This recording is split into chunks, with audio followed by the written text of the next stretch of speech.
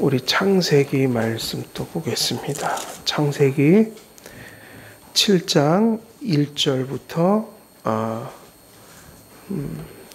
오늘 12절까지죠. 예, 6절부터 12절인가요? 잠깐만요. 예, 6절부터 12절까지 우리 함께 교독하겠습니다. 홍수가 땅에 있을 때에 노아가 600세라. 노아는 아들들과 아내와 며느리들과 함께 홍수를 피하여 방주에 들어가고 정결한 짐승과 부정한 짐승과 새와 땅에 기는 모든 것은 하나님이 노아에게 명하신 대로 방주 둘씩 노아에게 나와 방주로 들어갔으며 7일 후에 홍수가 땅에 덮이니 노아가 600세 되던 둘째 달 곧 그달 11일의 날이라.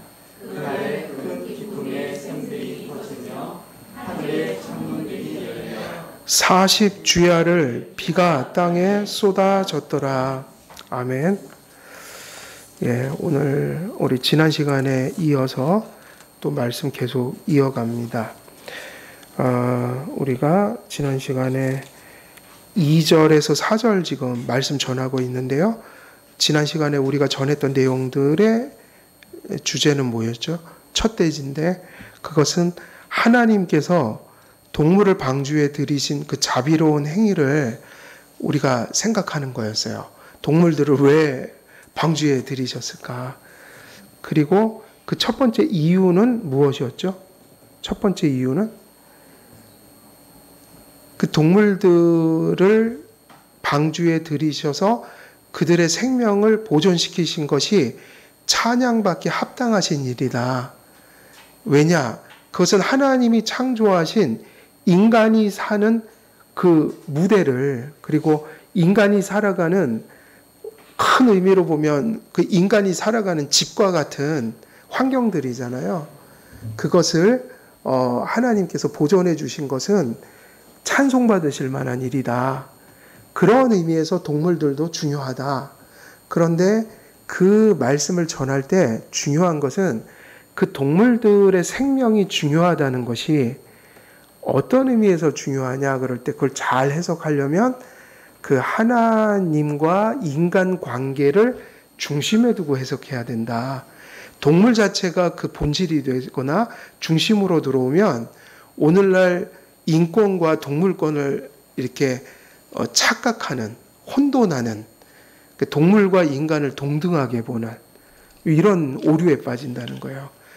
하나님이 지으신 생명을 소중히 여기지만 항상 그 동물을 우리가 사랑하고 보존하고 바르게 선용하는 것은 사실은 누굴 중심으로 해야 되는 걸까요?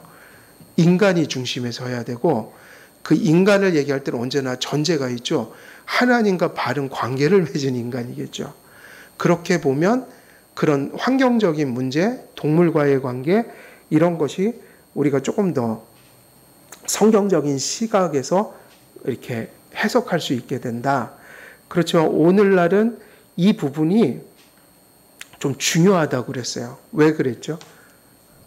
왜 그게 중요하다고 그랬죠?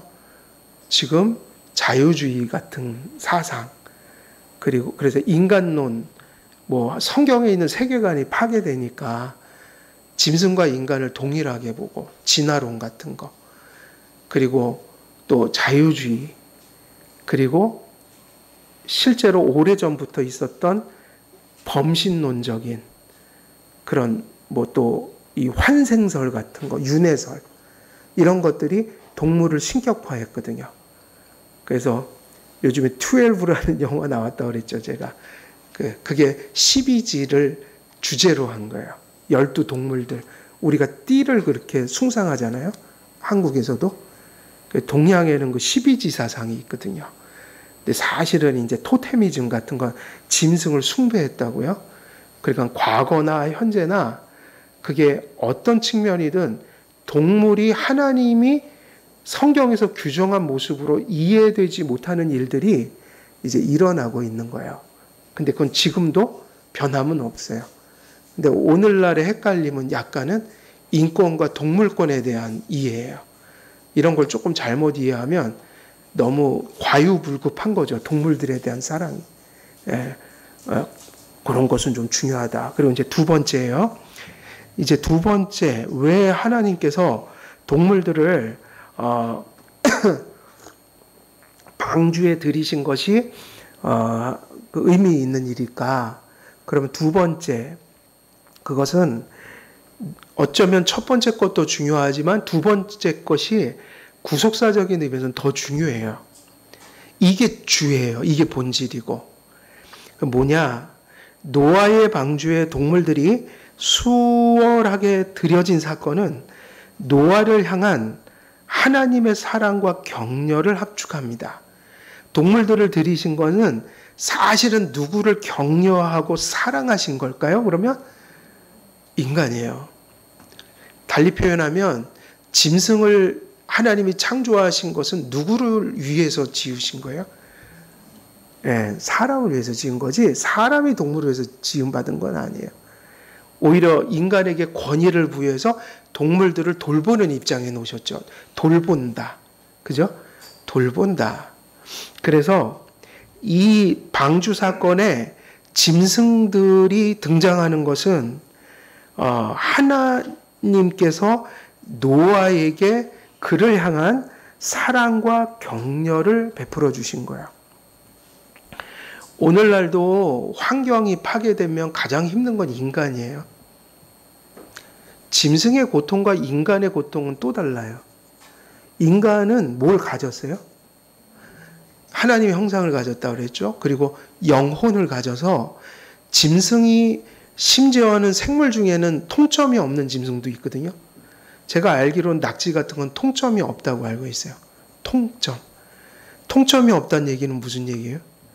고통을 많이 안 당해요. 사실은. 그런데 고등생물로 갈수록 고통을 더 많이 느껴요. 개처럼 지능이 더 높다던가. 심지어 주인과 분리되는 상실감도 느낀단 말이에요. 걔네들이 본능적으로. 그죠? 왜 주인이 막 이렇게 갖다 버리면 막 개들도 막 힘들어 하잖아요. 본능적인 거. 이거는 이제 인간의 영혼적인 차원이 아니라 짐승적인 생명 원리 안에서 걔네들이 겪는 어떤 본능적인 그런 건데, 이게 인간은요, 짐승하고 또 달라서 영혼을 가졌어요. 그래서 고통이, 인간은 차원이 달라요. 그래서 작은 고통도 심지어는 육체적, 동물들은 그저 잘 먹고 편하면 되잖아요. 그죠? 근데 인간은 그거 갖고 안 돼요. 항상 인간은 모든 육체적인 것과 보이는 것과 보이지 않는 게 마음의 고통으로 연결되거든요.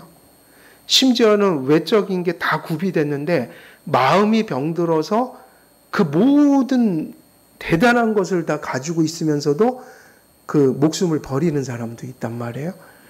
왜 그러냐면 인간은요, 이성적인 고뇌를 한단 말이에요.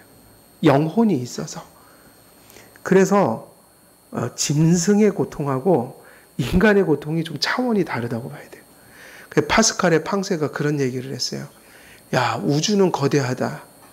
그런데 우주가 물 한 방울만 턱 떨어뜨려도 인간은 죽는다. 거대하니까요. 근데 놀랍게도 우주보다 인간이 위대하다. 우주는 그 대단한 거대한 힘을 가졌어도 그 우주라는 존재는 그 가치를 이성적으로 판단하지 못한다는 거예요. 파스칼이 한 얘기예요. 근데 인간은 비록 죽는 순간에도 그 물 한 방울이 나를 죽인다는 걸, 그 고통, 모든 것들을 이성적으로 사고하면서 죽어요. 그러니까 생각하는 갈대다 그랬단 말이에요. 인간은 생각하는 갈대다. 너무 연약해서 흔들리는 갈대인데 인간은 위대하다. 왜 위대해요? 하나님이 뭘 주셨기 때문에요? 영혼을 주시고 하나님의 형상을 주셔서 심지어는 고통 속에서도 인간만 가지고 있는 정신세계가 이렇게 발현이 되는데 그거는 위대하다는 거예요. 아무리 대단한 힘을 가졌어도 세상의 동물이든 식물이든 우주의 거대한 태양이든 그것들은 그 가치를 이해하지 못해요. 인간만이 하나님을 알고 인간에 대한 자의식을 가졌고 그리고 하나님이 이렇게 지으신 세계관이라는 걸 가지고 있다. 그 위대하다. 그게 어디서 오냐면 영혼에서 온다.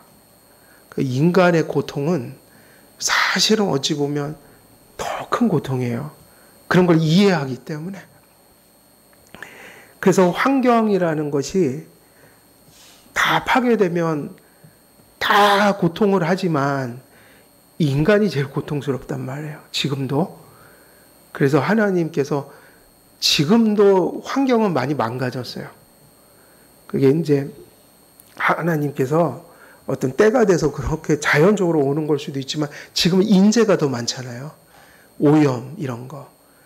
또 기후변화도 또 그럴 수밖에 없을 수도 있다고 봐요. 꼭 환경 오염 때문에 그런 게 아니라 우주에도 뭐다 그러는 변화무쌍한 것들이 있으니까. 하지만 우리는 상당 부분이요 인간 책임인 건 사실이에요. 산업화되면서 다 이렇게 됐잖아요. 오염되고. 그래서 하나님이 환경을 지켜주는 거는 정말 감사해야 돼요. 지금 우리가 이렇게 숨쉬고 살아가는 거 있잖아요. 공기. 이건 자연이잖아요. 산소를 우리가 마셔야 되는데 사실 환경이 나빠지면 산소도 부족할 수 있잖아요. 이미 물에는 그런 현상이 일어났죠. 똑같은 세상 속에 사는데 아프리카에는 물이 없어요. 그래갖고 무슨 물을 먹어요? 그 코끼리가 목욕하고 이랬던 거 웅덩이에 그 남아있는 그 배설물들, 동물들 배설물들이 가득한 물을 죽지 않으려고 알면서 먹어요. 다 그러더라고요. TV 같은 데 보면 그걸 먹이면 아이들이 박테리아 막 이런 거, 말라리아 이런 것 때문에 병 걸리는 걸 아는데 당장 안 먹으면 그건 확실히 죽으니까 말라리아 걸리더라도 일단은 먹인다는 거예요. 지금 물이 없어서 고통하는 나라들이 엄청 많아요. 우리는 강릉이 지금 그렇다며요. 근데 중요한 거는 우리가 자연에 속한 모든 것들이 다 감사하면서 살아야 돼요. 지금 산소, 이게 산소 팔지 않아요? 그죠? 산소 팔잖아요. 요만한 그 통에다가 담아서 그런데 그거 비쌀걸요? 우리 지금 공짜로 마시고 있잖아요. 이게 도대체 돈으로 환산하면 얼마일까요? 이 산소가. 지금 우리가 24시간 흡입하고 있는 이 산소 누가 돈 달란 소리 안 하잖아요. 하나님이 주신 환경이에요. 그러니까 뭐 아무리 힘들고 어려워도 그래도 우리가 살 수 있는 환경을 이렇게 주신 거는 하나님이 역사하시기 때문이에요. 그거 감사하고 살아야 돼요. 그런데 이 노아의 방주 사건을 보게 되면 이것이 왜 사랑과 격려였을까? 만일 하나님의 초자연적인 역사가 없었다면 노아의 방주의 동물들을 들이는 일은 거의 불가능하거나 노아를 좌절케 만드는 일이 되었을 거예요. 중요한 건 하나님이 뭔가는 보존할 것이 있어서 보존하려고 그들을 그 방주로 이끄셨는데 중요한 건 노아가 이끈 건 아니에요. 그럴 수 없어요. 타락한 이유이기 때문에 짐승들은 여전히 폭력성이 있는 시대에 이 일이 벌어진 거예요. 달리 표현하면 보통 때 같으면 바로 그 노아의 방주 속에 들어갔던 사자들은 노아를 잡아 죽였을 거예요. 당연한 얘기 아니에요? 당연히 그때부터 사자와 호랑이, 뱀은 인간을 해하는 동물로 존재했다고요. 언제부터요? 타락한 이후부터요. 그리고 여러분 제가 그냥 숙제 하나 내드릴게요. 내일까지 관악산에 올라가셔서 토끼 한 마리만 잡아오시면 이제 상을 드리겠습니다. 토끼 한 마리도 못 잡아오신다니까요. 아이고 저는 뭐 서울 촌놈이라 시골만 가면 신나는 거예요. 그럼 그런 거 한번 보면 막 잡으려고요. 토끼는커녕 벌레도 못 잡아요. 그 쉽지 않습니다. 토끼 한 마리도 방주로 못 이끌어요, 우리는. 그런데 짐승들이 그 들어갈 그 숫자에 맞춰서 이렇게 방주로 설명이 별로 없죠, 여기는. 이거는 기적이었던 거예요.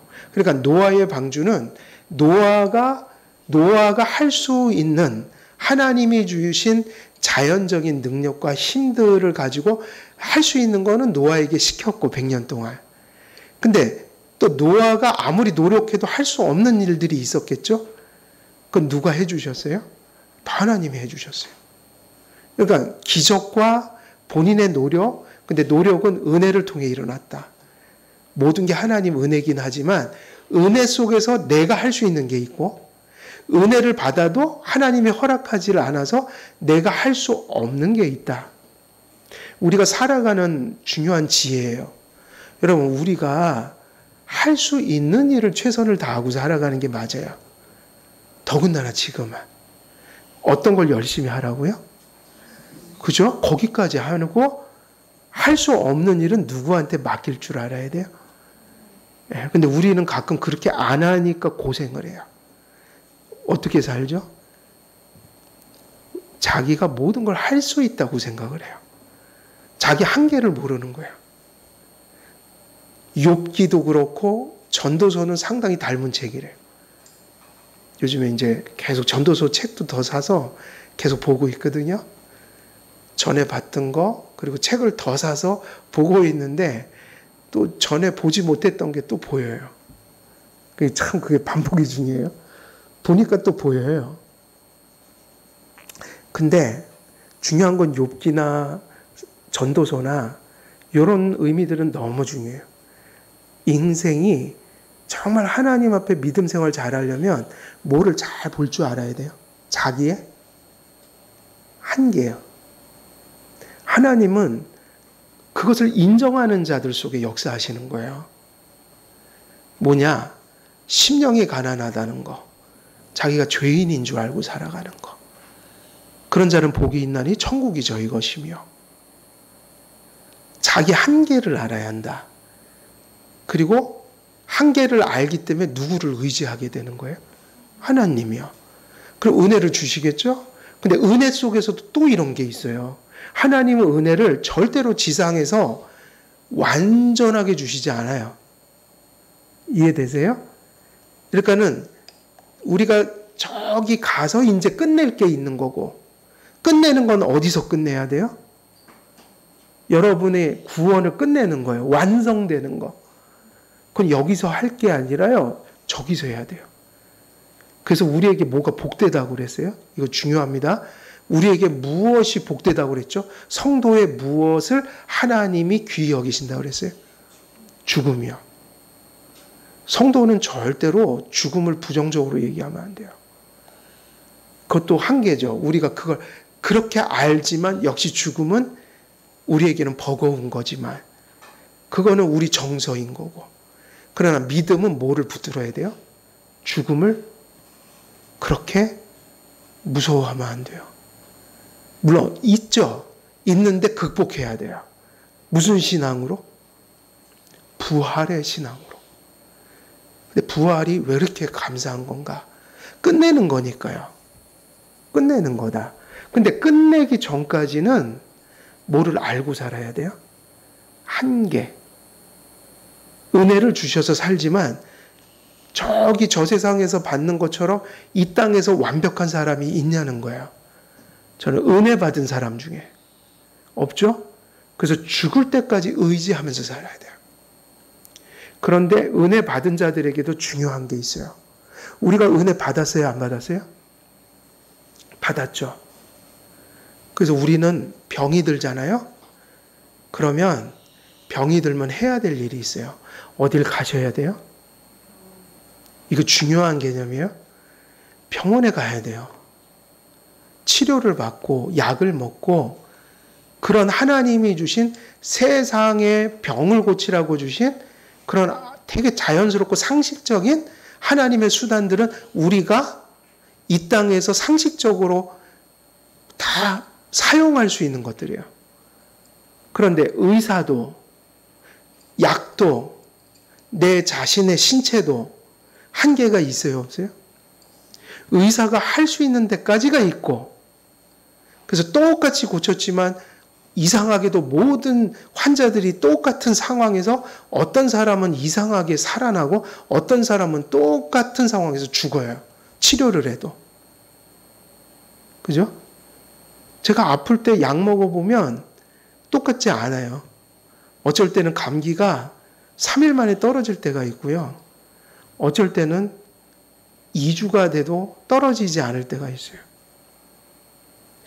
그러니까 그런 상황 속에서 우리가 할 일은 의사를 찾아가서 약을 먹고 하는 거예요. 근데 그게 전부는 아니잖아요. 그러니까 우리가 할 수 있는 게 있고 의사가 할 수 있는 게 있고 약이 할 수 있는 게 있으니까 그건 최대한 최선을 다해서 우리가 선용해야 돼요. 그러나 인간이 할 수 없다는 걸 알아야 돼요. 그래서 우리가 할 수 없는 것이 있다는 걸 알기 때문에 약을 먹으면서도 우리는 뭐 해요? 기도하면서 먹죠. 이 약이 효과를 발휘할 수 있도록 도와주세요. 이게 먹고 낫는 거는 이게 또 하나님 손에 달린 겁니다. 근데 지혜는 뭐냐? 우리가 이 땅에서 은혜를 받고 살아가는데 우리가 할 수 있는 일은 최선을 다해서 하니까 은혜에는 두 가지 영역이 있는 거죠. 우리로 하여금 하도록 만드는 은혜가 있고요. 그죠? 은혜 받으면 우리가 노력하잖아요. 은혜 받으면 우리가 예배하잖아요. 은혜를 받으면 우리가 겸손해지는 거지 다른 사람이 겸손해지는 거 아니에요. 왜 은혜를 받으면 다른 사람들을 상관해요? 그러지 마세요. 은혜를 받으면 내 인격을 잘하는 거지 내가 받은 은혜가 다른 사람이 잘하는 건 아니에요. 다른 사람 잘하는 것도 그건 하나님께 달린 거니까 그건 우리가 관여할 바가 아니에요. 교회가 목양적으로 그리고 퍼블릭한 면에서 이제 이렇게 그런 걸 목양을 하지만 프라이빗한 면에서는 그건 우리가 어떻게 할 수 있는 게 아니란 말이에요. 그러니까 어떻게 해야지 맞아요? 우리가 할 수 있는 것을 하도록 만드는 은혜는 우리가 해야 돼요. 그 은혜가 우리가 하는 게 은혜가 지금 구현되고 있는 거예요. 그죠? 사랑은 누가 하는 겁니까? 여러분이 하는 거니까 은혜를 받아야 사랑하는 거예요. 근데 은혜를 받으면 사랑하셔야 돼요. 은혜를 받으면 여러분이 어떻게 해야 돼요? 겸손해야 돼요. 누가 겸손해야 돼요? 내가 겸손해야 돼요. 왜? 내가 은혜 받으면 그 은혜가 나를, 내 인격을 겸손하게 만들어요. 그러니까 내가 해야 할 일을 구별하고, 근데 그건 내가 하는 게 아니란 말이에요. 은혜가 임해서 내가 하는 거예요. 그걸 은혜라고 불러요. 그걸. 그런데 이 땅에서는 완전한 구원이 아직 임한 게 아니잖아요. 언제나 죽을 때까지 계속 채워갈 은혜가 있어요. 그래서 받아야 될 은혜가 계속 남아있어요. 이것도 신나는 거예요. 천국에서는 완전해서 기쁘지만 이 땅에서 기쁨은 이런 거예요. 받고 또 받고 또 받고 죽을 때까지 계속 받아야 될 은혜가 남아있다. 그러니까 여러분에겐 절망이 있어요, 없어요? 절망이 없어야죠. 왜? 지금 넘어져도 또 일어날 은혜가 남아있다고 봐야 돼요? 없다고 봐야 돼요? 왜 사람들이 생을 마감해요? 남겨진 게 없다고 생각하니까. 근데 은혜는 남겨지지 않은 은혜가 없어요. 왜냐하면 하나님이 우리 구원하실 때 이 땅에서 주고 또 주고 또 주고 또 주고 또 줘도 부족한 것이 우리이기 때문에 그 또 주고 또 주고 또 줘서 우리가 끝까지 가도록 예비하신 은혜가 있기 때문에 지금 받은 은혜는 지금 받은 은혜고 또 내일 받아야 될 은혜가 남아있어요? 안 남아있어요? 남아있다고요. 그래서 그 은혜를 받아서 우리 인격이 그 은혜를 표출해야 돼요. 그러나 이 땅에서 우리가 할 수 있는 일은 뭐가 있다? 한계가 있어서 우리가 할 수 없는 일이 있어요? 없어요? 있잖아요. 근데 그걸 하려고 하는 게 교만이라고요. 그걸 하려고 하는 거. 내가 최선을 다하면 거기까지인 거예요. 왜냐?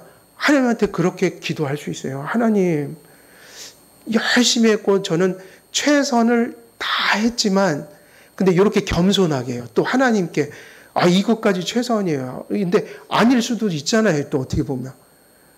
근데 보통은 최선을 다 안 하고 있잖아요. 원리적으로 그렇다는 거지. 그러니까 겸손하게. 하나님, 또 저 딴에는 참 열심히 했는데요. 여기까지 더 이상 가려니까 숨이 차서 못 가겠어요, 하나님. 그러니까 이거는 제가 도저히 안 되니까요. 제가 최선은 다하지만 이건 하나님을 의지해야 되겠습니다. 근데 실제로 우리가 현실 속에서도요, 그런 게 되게 많아요. 나는 그게 본질이라고 봐요. 우리 자녀를 키우는 일이 지금 이런 일들인 거예요. 자녀를 키울 때 어쩌면 여러분들은 정말 자기 자신의 피와 땀과 그 애를 다 짜내서 애를 하나 키웁니다. 자녀를. 그죠?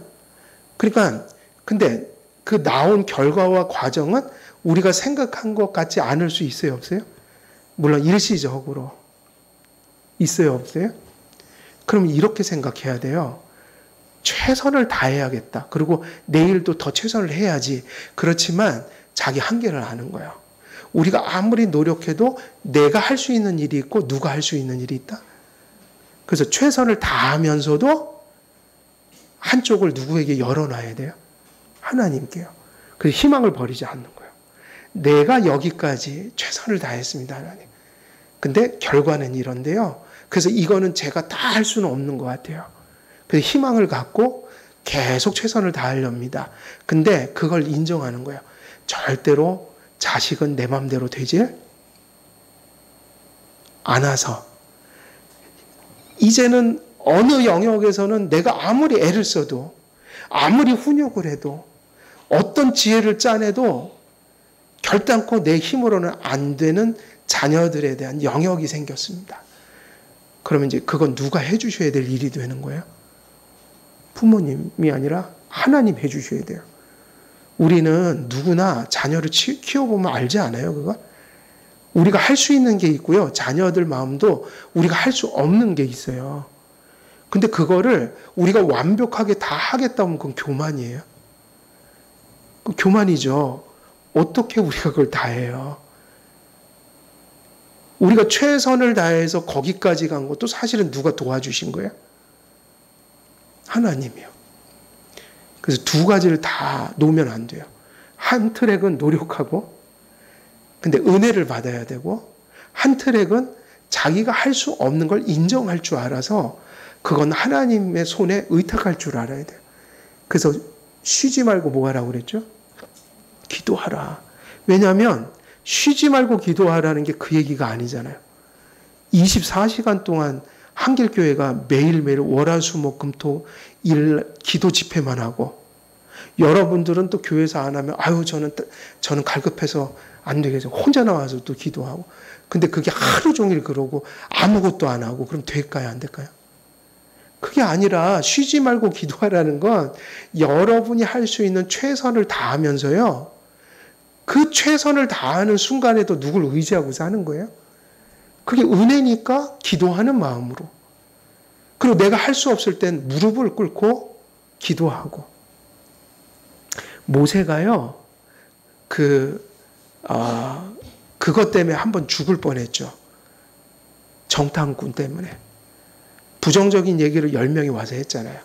그래서 이스라엘 백성이 우리 이거 광야로 데려와서 우리 죽이려고 저렇게 모세가 그랬다 그래서 백성들이 뭐 했죠? 돌을 들어서 누굴 치려고 그랬어요? 모세를. 그때 모세가 한 행동이 바로 그게 중요한 행동이에요. 여러분들이 비슷한 위기를 겪게 된다. 그게 모세는 이제 모세의 상황이지만 여러분들이 겪는 게 있잖아요. 그게 꼭 그런 일이 아니라 내 힘으로는 도저히 넘어설 수 없는 위기. 그러면 내가 할 수 있는 최선을 다하는데 이것저것을 하면서도 할 수 없는 게 분명히 있잖아요. 그러니까 은혜를 받기 위해서도 기도해야 되고 은혜를 받아서 무엇을 할 때도 무슨 마음으로 해야 돼요? 그럼 은혜를 받아서 하는 거니까 기도하는 마음으로 해야죠. 근데 정말 내가 할 수 없는 한계를 맞이했을 때 모세의 행동이 필요한 거예요. 그때는 하던 걸 내려놓고 어떻게 했죠? 모세는 그냥 땅에 엎드렸다고 돼 있잖아요. 본문에. 출애굽기에. 백성들이 돌을 드니 모세는 어떻게 했냐면 그냥 그 자리에 그렇게 써 있다고요. 엎드렸다. 왜 엎드려요? 기도하려고요. 왜? 그 상황에서 모세가 할 수 있는 건 아무것도 없는 거예요. 모세는 이미 그 이전에 최선을 다했어요. 하나님께 받은 대로 전했고 이스라엘 백성들에게 주님의 뜻대로 전했고 설득도 다 하고. 근데 그때는 모세가 할 수 있는 일이 없는 거라고요. 60만 군중이 일어나 버린 이상 그냥 죽는 거예요. 그 자리에서. 그런데 모세가 한 일은 뭐냐? 그렇기 때문에 60만의 백성들이 지금 막 뒤집혔는데 그거를 자기의 힘으로는 어찌할 수 없는 거예요. 그러니까 뭐 한 거죠? 엎드려 버렸다. 우리가 할 수 없는 게 있다고요. 그래서 사실은 우리가 열심히 뭘 할 때도 기도하는 마음으로, 그리고 한계에 부딪히면 진짜 무릎을 꿇어야 돼. 그건 뭐냐? 하나님께 그것을 맡기는 행위죠. 그래서 어떻게 기도하라? 쉬지 말고 기도하라. 그래서 할 수 있는 것은 은혜로 최선을 다하고 우리가 해야 될 일이 있고요. 그리고 늘 여러분이 말하는 바로 그거예요. 언제나 여러분들이 같이 이야기를 나누려다 그런 소리 하시죠. 열심히 하는데 또 이게 안 되는 게 있어요. 그러시잖아요.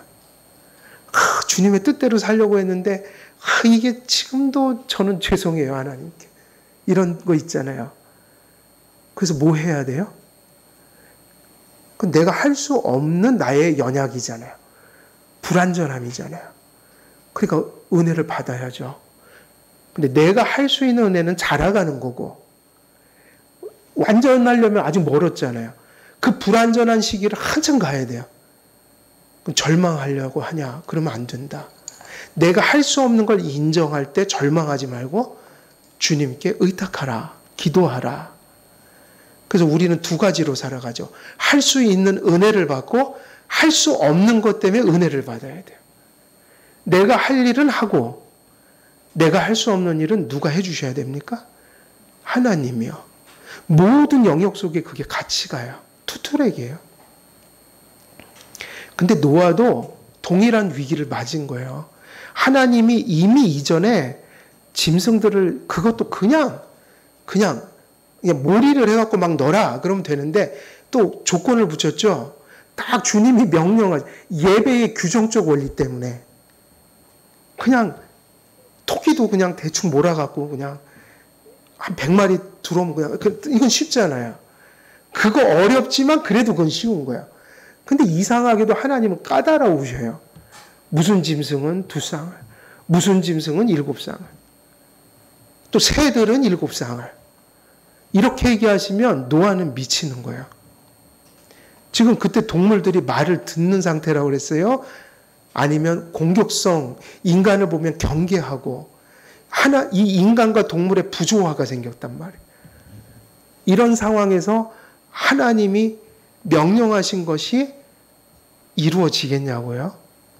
그건 노아가 할 수 있는 일이 아니었어요. 노아가 할 수 있는 일은 있었어요. 뭐 지으라고 한 건 100년 동안 지었어요? 방주요. 그건 은혜를 받아서 했는데 할 수 있는 거잖아요. 은혜를 받아서 노아가 할 수 있는 은혜를 주셨다고요. 그러나 동물들을, 사자와 같은 것들을, 노아가 길들여지지 않은 짐승을 노아의 방주 속에 그렇게 하나님이 말씀하신 질서대로 차곡차곡 넣는 거는 불가능한 일이에요. 또 한 가지, 들어가서 어떻게 할래요? 사자하고 같이 잠을 자야 돼요. 이게 보통 일이 아니다. 그러니까 모든 주석가들은 일치하여 하나님이 동물들의 폭력성을, 마치 이 역사가 언제 또 일어났을까요? 다니엘서에 나오잖아요. 퀴즈. 풀무불에 들어간 사람은 몇 명일까요? 복습해야 돼요. 그때 제가 틀려갖고. 친구들. 사자굴에 들어간 사람은 몇 명일까? 한 명. 그게 누구죠? 다니엘. 그때 동일한 역사 일어났어요. 사자들의 입을 누가 막았죠? 하나님이. 온순한 양처럼 만들어버렸어요. 근데 노아의 때 이게 일어난 거예요. 다니엘서보다 훨씬 강렬하게 엄청 감격적인 거죠. 동물들이 줄지어서 오는 거예요. 쌍쌍이 이렇게 오는 거예요. 누구에게로요? 노아에게로. 이것은 노아의 입장에서 보면요. 가장 힘든 것을 하나님이 해주신 거야. 가장 큰 고민이에요. 사자 새끼를 어떻게 끌고 오지 내가? 저 같은 사람한테 황소 한 마리를 저기 평촌에서 여기까지 끌고 와라. 그러면은 제가 끌고 올 수 있나요, 없나요? 저는 못한다니까요. 서울 촌놈이라 소를 보면 무서워해요. 근데 노아는 그 많은 짐승이 종류대로 하나님이 명령하신 규정대로 그것들을 노아가 할 수 없는 것을 하나님이 해주셨다. 그래서 이것이 충분히 노아를 고뇌하게 만들고 좌절케 만드는 일이 되었을 거예요. 누가 해주시지 않으면요? 하나님이요. 근데 그건 해주셔야 돼요. 왜냐? 노아가 할 수 없는 일이니까요. 순리를 거슬러야 되는 일이니까요. 타락 후 짐승들은 인간을 경계하며 인간에 대한 광포성을 지니기 때문에 이 일을 단지 노아의 손에 맡기셨다면 숲과 산을 돌아다니면서 동물들을 노아의 힘으로 모아서 방주에 들였어야 했을 텐데 그것은 몹시 위험하고 엄청난 시간과 힘을 소모하게 만드는 일이었을 거예요. 분명 각종 종류대로 짐승들을 방주로 이끌어 들일 수 있었던 것은 근데 이게 지금 이 명령을 받고 언제 동물들을 집어넣었을까요? 노아의 가족들은 일주일 후에 들어갔을 거요. 사람은? 이것은 이 명령이 떨어진 날 일어난 일이라고 봐야 돼요. 짐승들이 먼저 들어갔을 거다. 사람은 일주일 뒤에 들어가라고 그랬을 거예요. 아마 자세히 보면. 그러니까 엄청난 시간을 주셔도 못해요. 그리고 엄청난 힘을 소모하게 만들 거예요. 근데 안타까운 것은 힘을 쓴다고 되는 일이 아니다. 분명 각종 종류대로. 그러면 노아가 이 명령을 들었을 때 이런 얘기가 나오나요? 아니 그걸 어떻게 해요, 하나님? 나와요, 안 나와요? 하나님이 명령하신 거니까. 그러니까 노아가 그냥 자기가 그랬으면 이제 문제가 있는데 누가 명령을 한 거예요? 하나님이. 근데 노아가 그렇게 얘기했나요? 이래서 안 되고요, 저래서 안 되고요. 그런 걸 왜 시키시죠? 그랬나요? 아니잖아요. 그러니까 이 은혜도 믿음으로 받은 거라고요. 이 엄청난 일을 하나님이 그렇게 해라 그러면 노아는 뭐라고 그래요? 하나님이 명령하셨으니까 말씀하신 건 어떻게 되겠지 하고 고뇌하고 이해가 안 되지만 노아는 어떻게 응답을 할까요? 예, 하나님. 노아는 그런 것 같아요. 계속 그랬던 것 같아요. 예, 하나님. 요즘 아이들처럼 싫어. 안 돼. 왜? 이러지 않고 그냥 이런 모습. 예, 하나님. 예, 하나님. 그게 능력이다. 그게 있으니까 내가 할 수 없는 일을 하나님이 해주시는 역사가 일어난다. 내가 할 수 있는 것도 내가 할 수 없는 것도 사실은 다 하나님의 은혜가 아니 하나님이 역사하셔야 된다. 근데 하나님은 어디에 역사하신다고 그랬죠? 믿음이 있는 곳에. 노아는 이 믿음으로 자기가 할 수 있는 일을 성취할 수 있었고 자기가 할 수 없는 일도 성취할 수 있었다. 그래서 하나님이 이 광포한 동물들의 본성을 하나님께서 이거는 초자연적인 능력이었다고요? 초자연적인 능력으로 이걸 제어하셨어요. 마치 타락 전에 에덴에서 아담에게 다가와 그 이름을 그로부터 받아간 짐승들처럼 짐승들이 노아에게 이끌려 노아의 방주로 들어간 것입니다. 이는 노아를 향한 하나님의 뭐였을까요? 그래서 이것이 자비요 격려였다. 짐승들을 그렇게 이끌어 들이도록 하신 것은 노아에게는 한량없는, 자기가 할 수 없는 것을 믿음으로 바라볼 때 하나님 편에서 해주신, 그래서 지금 내가 100년 동안 하나님께 믿고 순종한 것이 헛된 것이 아니라는 그 믿음의 격려를 해주신 거예요. 확신을 주시는 사건이에요. 헛되지 않다. 이게 교회 주일 예배 때 바로 교회의 표지라고 한 것들 있죠. 무엇 속에서 이런 일이 벌어져야 돼요? 우리가 믿고 있는데 이미 우리 믿음을 도장 찍어주시고 확증해 주시는 것이 말씀을 들을 때 성찬을 베풀 때요. 성찬을 베풀 때 하나님이 내 가슴 속에 또 확신을 주시는구나. 내가 지금까지 걸어온 길이 헛되지 않다. 오늘 또 나는 주님을 바라봤어. 하나님이 내게 힘을 주셨어. 또 약속을 주셨어. 그러면서 격려를 받아야 돼요. 근데 하나님의 이 노아 때는 이런 사건이잖아요. 사건. 근데 지금은 이렇게 안 하신다니까요. 비범한 방식이 아니라 무슨 방식이요? 평상적 방식.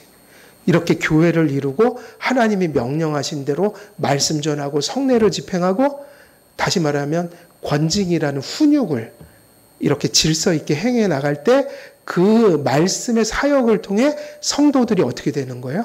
믿음의 확신을 계속 덧입어 간다.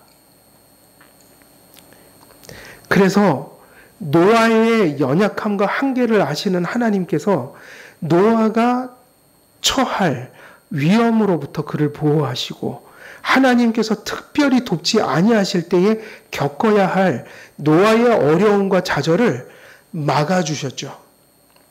하나님께서는 놀라운 순종으로 노아에게 이끌려진 동물들을 통해 노아의 믿음을 격려하시고 계신 것입니다. 그래서 우리가 하나님 앞에 이런 태도가 정말 중요해요. 우리 최선을 다하면서 모든 일의 끝은 누가 주시는 거다? 하나님이요. 이 믿음이요. 우리가 또 노아 또 흉내 내시면 안 돼요. 동물원 가서 또 사자 또 이렇게 우리 한번 들어가 봐갖고. 근데 그런 믿음을 가진 분들이 계시더라고요. 이단들도 많고 기성교회도 가끔 있어요. 그게 믿음이라고 생각하는 거예요. 그래갖고 자기가 하나님의 계시를 받아서 내가 하나님이 나와 함께하는 걸 나는 확신한다는 거예요. 그래서 어디를 뛰어들어요? 독사의 굴에 뛰어들고, 그러다가 그 신사도 운동하는 사람들이 죽었어요. 목사들이 그 마가복음에 있는 걸 문자적으로 해서 독사의 그 독을, 그 얘기 나오잖아요. 뱀에게 물려도 죽지 않고 이런 얘기. 그래갖고 실제로 자기가 그런 능력을 받았다고 뱀을 집회 시간에 막 이렇게 하다가 결국 앰뷸런스 왔는데 죽었어요. 실제로. 그렇게 죽는 사람도 많아요. 그러니까 그 얘기가 아니에요. 노아 때처럼 그게 아니라 우리가 모든 행하는 것은 우리의 한계라는 게 있는 거고, 그것이 우리가 노력하더라도 심지어는 그 일의 결과를 누가 주셔야 된다고요? 하나님. 그래서 우리가 살아가다 최선을 다했지만 그게 거기까지밖에 안 될 때는 누구를 의지하고 살라는 거예요? 하나님. 그 얘기 하는 겁니다. 동물원에 가시면 안 돼요. 그래갖고 하나님께서는 놀라운 순종으로 노아에게 이끌려진 동물들을 통해 노아의 믿음을 뭐 한다고요? 격려하신다. 그러니까 노아와 하나님의 이 교제 속에서 하나님 말씀하시고 믿고 순종하고 따라가면서 겪는 사건들이 이 당시에는 사건 계시잖아요. 그죠? 이것을 통해 하나님은 마치 오늘날 말씀을 통해 우리에게 믿음 주시고 믿음을 자라게 하시고 믿음을 더욱더 이렇게 위로하시는 그러한 일들이 일어나고 있다는 거예요. 이 본문 속에서. 그래서 하나님께서는 노아의 인격 속에 역사하시어 그의 한계 안에 최선을 다해 할 수 있는 일을 은혜로 감당하게 하는 동시에 그에게 주어진 분량과 한계로 그가 더 이상 지고 갈 수 없는 짐을 질 때는 하나님께서 그것을 또한 지셨다. 이렇게 보면 이 본문의 이 말씀은 거의 의미가 이제 잘 전달이 된 거예요. 인간이 할 수 있는 일이 있고 하나님께서 하셔야 할 일이 있다. 그러나 인간이 하는 일도 뭘 받아야지 할 수 있는 거예요. 그래서 펠라기우스, 반펠라기우스, 알미니안주의는 없다. 이렇게 봐야 돼요. 성도는 자신이 할 수 있는 최선을 다할 뿐이니까 우리가 하나님 앞에 늘 가져야 되는 늘 그 정신, 최선이에요. 저는 성도에게 있어서 가장 아름다운 믿음은 성실이라고 봐요. 성실은 완전한 게 아니라요, 자기가 가진 것으로 최선을 다하는 거예요. 그래서 우리가 조심해야 돼요. 그 성실은 인간이 판단할 수 있나요, 없나요? 그 사람에게 주신 분량은 누구밖에 몰라요? 하나님밖에 몰라요? 그래서 우리가 볼 때는 별거 아닌 것 같고 우리가 볼 때는 참 못났지만 그 사람은 어쩌면 또 그 사람 나름대로 받은 것을 최선을 다하고 있는지도 몰라요. 그래서 연약한 거 보면 기도해 주세요. 저분도 더 많이 할 수 있도록 은혜를 주시오. 그러나 뭐 하면 안 돼요? 우리가 판단하면 안 돼요. 함부로 정죄하면 안 돼요. 왜냐하면 그 사람 입장에서는 그 사람의 최선일 수 있는 거예요. 근데 우리가 볼 때 그게 성숙해 보이지 못한다면 기도하시라는 거예요.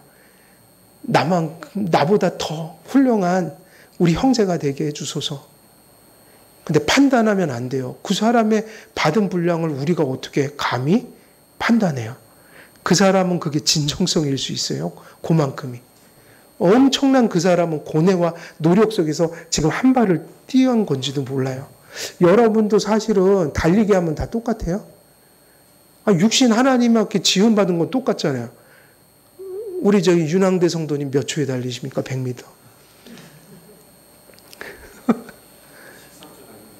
아이고, 잘 골랐네요. 저는 17초예요. 지난번에 그 체육대회도 여기 찢어져 갖고 멍들었는데 아마 그거 재보면 17초 나올 거예요. 달라요. 똑같은 사람이라고 똑같은 사람은 아닙니다. 근데 저는 그때 최선을 다했어요. 최선을 다해갖고 그냥 꼬린 지점에 오니까 뭐가 퍽 하더라고요, 뒤에가. 그게 제 최선인 거예요. 근데 어떤 분은요, 저보다 힘을 덜 들이고, 아마 윤항대 성도님이 조금 느긋하게 달리면 한 16초, 15초 달리겠죠? 저분은 그냥 조금 봐준 거예요. 근데 저는 죽으라고 달려야지 17초 나와요. 그러면 그거는 어쩔 수가 없어요. 신앙도 비슷한 면이 있어요. 우리가 중심은 누구밖에 몰라요? 하나님밖에 몰라요. 그래서 어쩌면 그분은 죽으라고 신앙생활한 게 우리가 볼 땐 별거 아니지만 나름대로 또 죽으라고 하고 있는 거예요. 근데 또 게을러서 그럴 수도 있는 거고.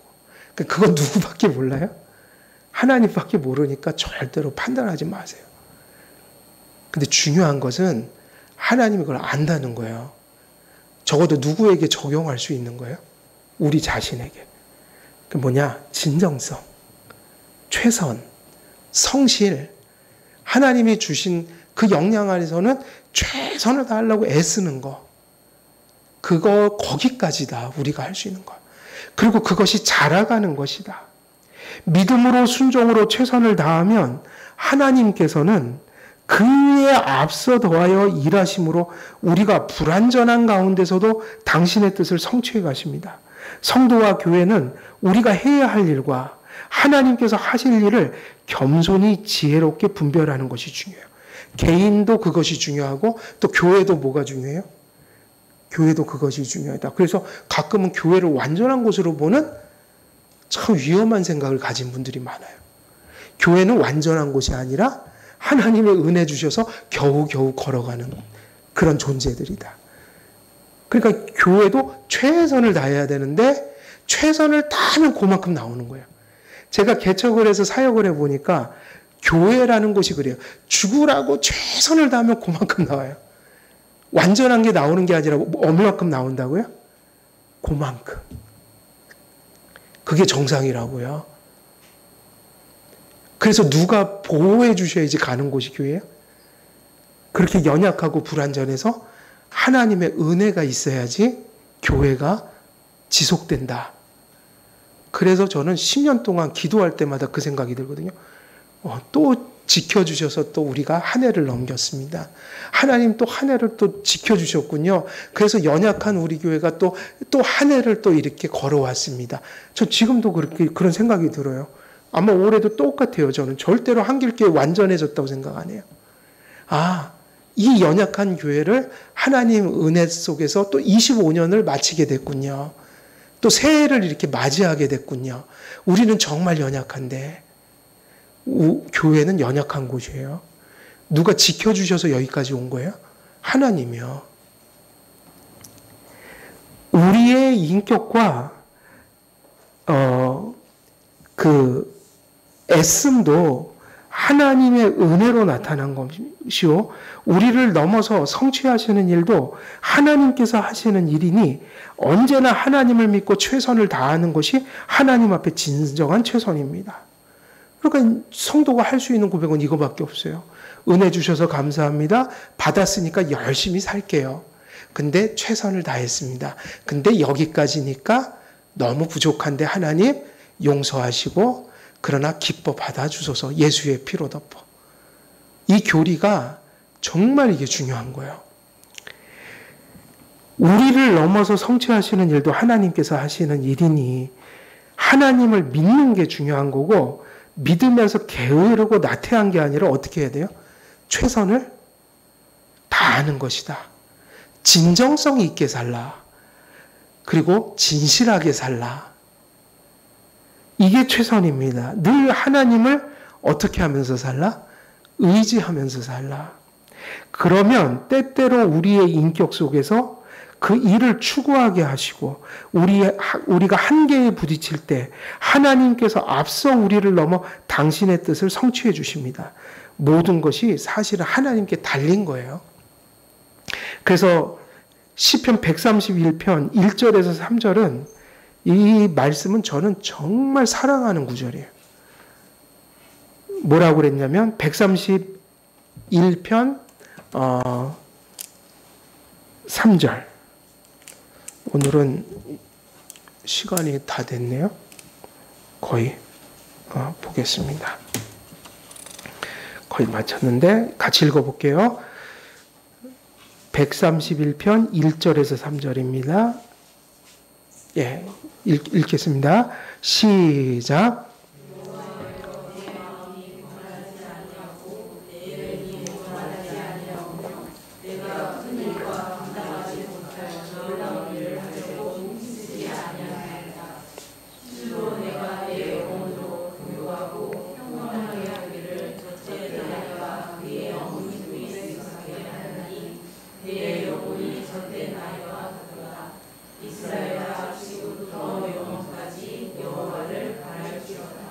아멘.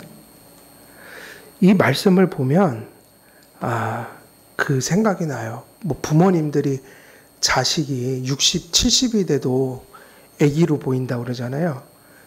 근데 실제로 부모 앞에서는 애가 되잖아요. 그 이상한 거예요? 아니에요? 당연한 거죠. 부모니까 그 앞에서 애가 된다. 근데 하나님 앞에서 정말 뭐가 돼야 돼요? 우리가 뭐라고 되어 있죠? 젖된 아이처럼. 그냥 그 아이는 누구 품에 안겨 있는 게 정답이에요? 어미 품에. 우리 인생이 그렇게 가고 있다. 내가 하는 것도 주님에게 달린 거예요. 내가 할 수 없는 것을 채워주시는 분도 하나님이시다. 이렇든 저렇든 모든 건 은혜로 된다. 인생은 그렇게 살아가는 거다. 그래서 지금부터 영원까지 누구를 바랄지어다? 여호와를요. 성도는 주신 것으로 요구하시는 하나님을 바라봐야 돼요. 내가 한다고 생각하면 안 되고 주신 것으로 한다고 생각을 해야 돼요. 그래서 최선을 다해야 된다. 그러나 동시에 자신의 최선을 뭐로 보지 않아야 될까요? 자신의 최선을 최선으로 보면 안 돼요. 최선은 누구에게 있는 거예요? 진짜 최선은? 그는 언제나 최선을 다하면서도 교만치 않고 주님만을 의지해요. 노아는 그런 믿음으로 심판을 대비하고 구원의 소망을 가지고 방주를 만들고 하나님께 순종하여 그 방주에 동물들과 함께 들어간 것입니다.